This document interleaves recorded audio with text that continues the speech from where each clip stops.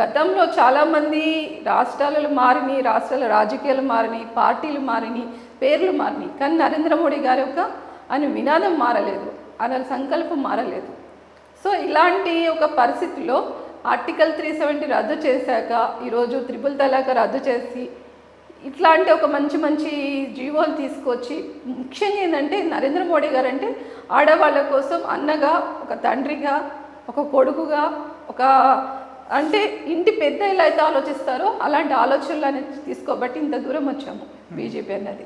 So ఇంత చేశాక కూడా ఉగ్రవాదులు రెచ్చిపోయి ఒక భారతీయులు ఒక పర్యాటకానికి మనం అందరం కూడా ఒక టూరిస్ట్గా పక్క రాష్ట్రానికో పక్క దేశానికో మనం వెళ్ళడం అన్నది సామాన్యంగా మనం చేసేది. ఇప్పుడు మిడిల్ క్లాస్ వాళ్ళు ఏం కోరుకుంటారండి? నెలంతా కష్టపడి, సంవత్సరం అంతా కష్టపడి కుటుంబంతో పిల్లలతోటి ఒక 10 రోజులు ఎక్కడికైనా వెళ్ళి సరదాగా గడపాలన్నది ఈరోజు ప్రతి ఒక్కరికి ఒక కళ. అలాంటిది పక్క దేశంలోకి వెళ్ళినప్పుడు శత్రువైనా కూడా శరణ్ అన్న వాళ్ళని మనం వదిలేస్తాం. అట్లాంటిది నీ రాష్ట్రానికి, నీ దేశానికి వచ్చినప్పుడు వాళ్ళకి భద్రత కల్పించడంలో ఈరోజు పాకిస్తాన్ పోలీస్ వ్యవస్థ, మిలిటరీ వ్యవస్థ అనేది విఫలం చెందింది.